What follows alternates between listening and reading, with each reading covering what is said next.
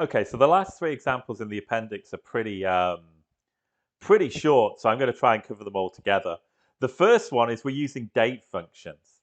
Now, what we're trying to do, this is my finished version, is we have two dates. So we have the order date and the arrival date.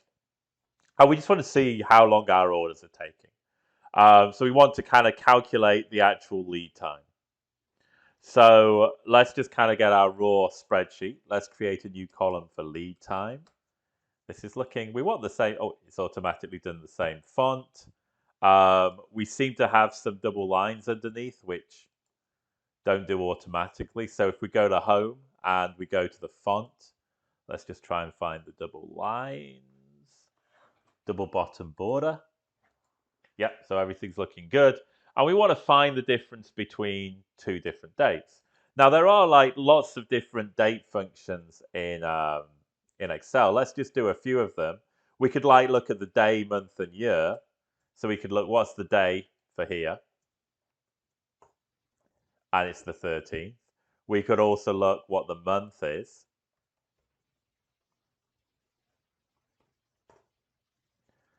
It's month number 8, which is August. And we could also look at the year,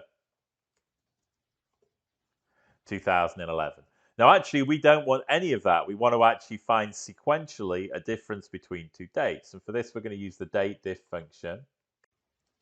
Okay, so we're going to type this in. This is date and then DIF, a single F. And what we're going to do is we're going to put first the first date and then the second date. Now we have to put what sort of granularity we want. So for example, we could do year.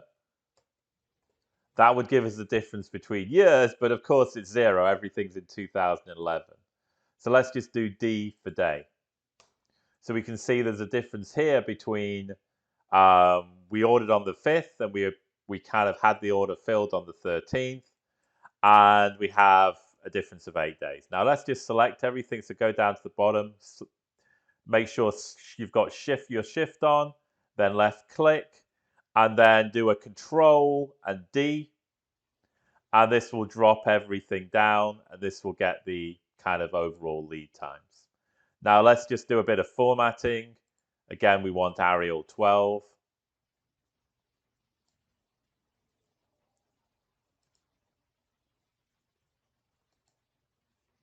Just so it looks a little bit nicer.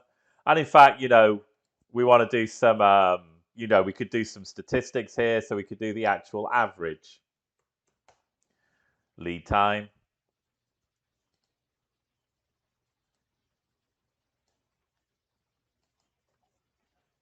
Just see if you remember these things. So that would be the average. And we could also let's have a new function, which we'll cover a little bit later. But let's look at the median, the middle mean time. And I just did that as an example of what you could do with the data, but it's not really part of the exercise. So we could see that on average our lead time is 8 days. Maybe we could also do things like, then we could begin to do statistics and see things like, how many orders are less than a certain lead time. Maybe we promised the customers we would get there within 10 days. So we want to see how many we have within 10 days. But for the moment, this is really just a very simple exercise about using the date function. Okay, so next the next little exercise in the book is all about ranges. Now, I've never ever used this functionality at all.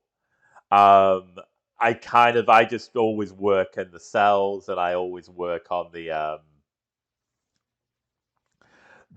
actual kind of the B's and the A's and the numbers, rather than actually